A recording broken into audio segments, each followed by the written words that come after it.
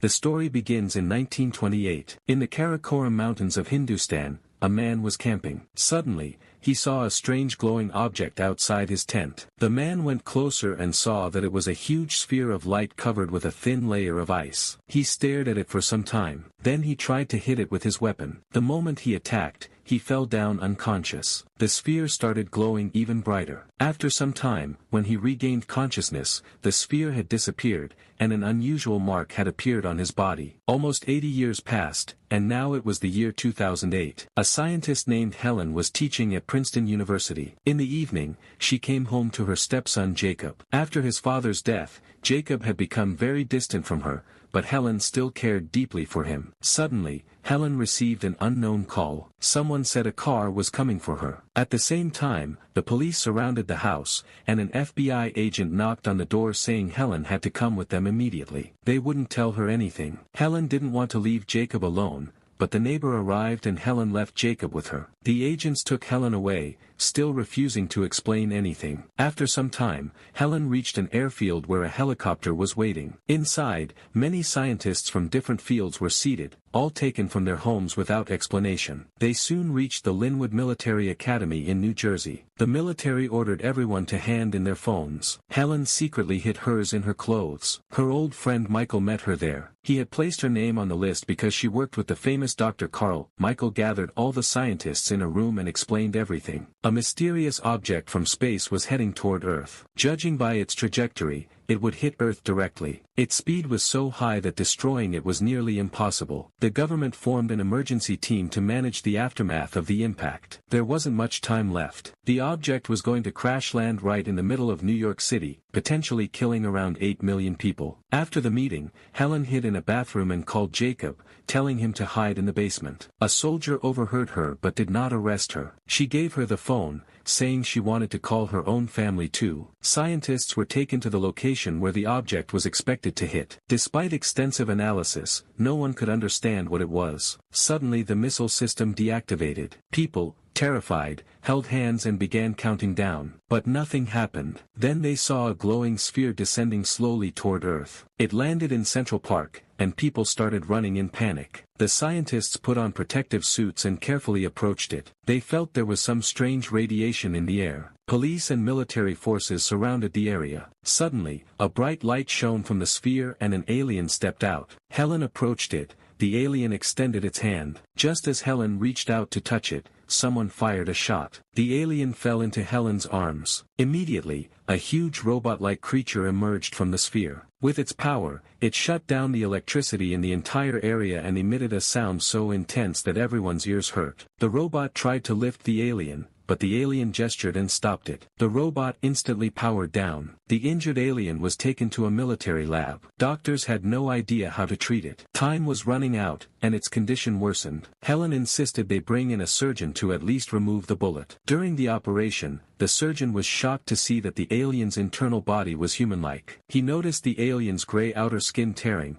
so he removed the entire layer. Beneath it was a human-looking man. They placed the alien in a capsule. Helen assumed he was unconscious, but he suddenly woke up and panicked upon seeing the capsule. Helen calmed him, and he relaxed. Now he looked exactly like the man from 1928. When the news spread, chaos erupted worldwide. Major stock markets crashed. New York began evacuation procedures. Cities around the world were filled with panic and fleeing crowds. During an emergency meeting, Defense Secretary Regina learned that the aliens had hacked spy satellites, and more glowing spheres were landing across the world. She went to the lab and heard the scientists' reports. The alien's tissue sample showed 3 different DNA strands. Inside, he was human-like. The gray skin layer was a protective shell. This suggested that aliens had visited Earth before and taken human DNA samples, allowing the alien to take human form. Regina met the alien, who now spoke perfect English. He asked for water. His hand was shaking. He said he needed time to adjust to this body. Regina questioned him,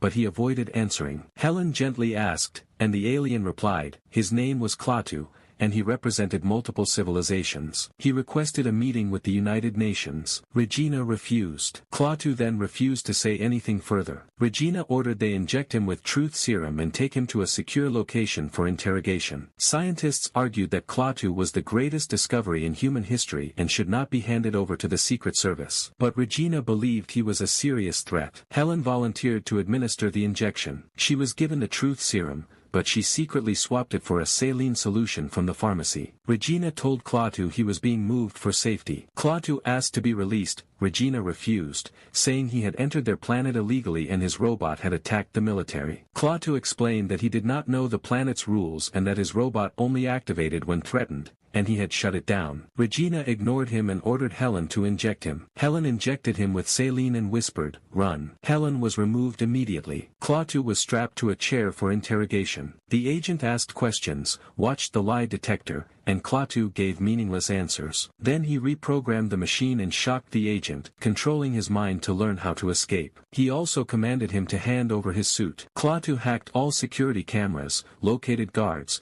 and used his piercing sound to knock everyone unconscious. The alarm sounded, but Klaatu calmly walked out of the building. Meanwhile, Helen stole a sample of the alien's gray skin. Regina ordered all forces to capture Klaatu as soon as possible. Klaatu reached a train station, where chaos ruled because trains were cancelled. Hungry, he used his powers to get a sandwich from a vending machine. A little boy watched him in shock. Klaatu began observing humans and noticed how quickly they became angry. Suddenly he felt weak, went to the bathroom, saw himself bleeding, and collapsed. Hours later, Helen received a call from the station. A patient wanted to see her. She realized it must be Klaatu and rushed there with Jacob, who was behaving rudely. Klaatu asked Helen if she had the gray layer. She said yes. When Klaatu placed it on his wound, it instantly healed. Meanwhile, the military tried attacking the robot. Sensing danger, the robot activated, took control of the entire military system, and destroyed everything within seconds. Helen drove according to Klaatu's directions. Jacob watched people fleeing the city and expressed his hatred for aliens. He said aliens should be destroyed and that if his father were alive, he would fight them. They finally reached a special location. Jacob went to the bathroom. Klaatu asked Helen about her family. Helen explained that Jacob's father was a military engineer and his mother died giving birth. Helen later married his father, but he too died, leaving Jacob in her care. They went to a fast food restaurant where Klaatu met Mr. Wu, another alien who had come to Earth 70 years earlier. He had been studying humans all this time. Mr. Wu said humans were stubborn, refused to change, and fought constantly. He said they would eventually destroy themselves. Klaatu agreed, saying it was time to begin the operation. But Mr. Wu wanted to stay on Earth because he had seen both the good and bad in humans, and now his family was here. The military surrounded the robot with powerful panels, believing they could block its energy. The government had already announced that anyone spotting the alien should report immediately. Helen, Jacob, and Klaatu traveled toward New Jersey. In the forest, Klaatu asked Helen to stop the car and walked deeper inside. Helen followed. They saw strange insect-like creatures. When they reached a river, a glowing sphere emerged,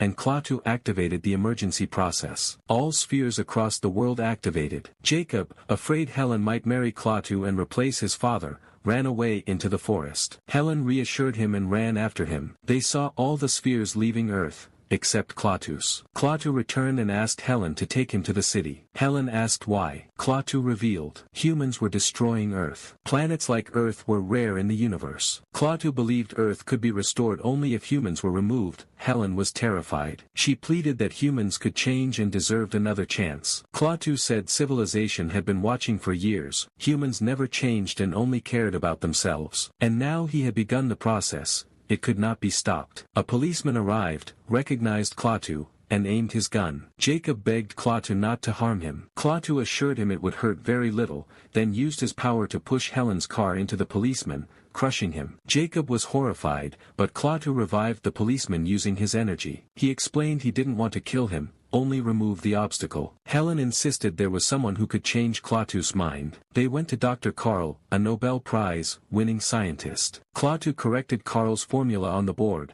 and they solved the problem together. Carl realized this was the alien everyone was searching for. Jacob saw the emergency number on TV and called the authorities. Meanwhile, Carl asked Klaatu how his civilization survived without fighting. Klaatu explained their son had begun to die, forcing them to change. Carl argued that humans were also near their end, they too deserved time to change. This made Klaatu think. But then military helicopters arrived. Klaatu, Helen, and Jacob escaped. Carl told Helen that the alien's mind could not be changed through words, but through human actions. In the forest, Jacob stepped into an open area and waved at the helicopters, shouting for help. He confessed he had called the military because his father would have done the same. Helen heartbreakingly told him that his father was gone and only she remained for him. Jacob cried. A helicopter captured Helen while others prepared to fire at Klaatu. Klaatu disabled the pilots, causing the helicopters to crash. Jacob ran into the forest, but Klaatu saved him from falling into a river. Jacob agreed to go with Klaatu.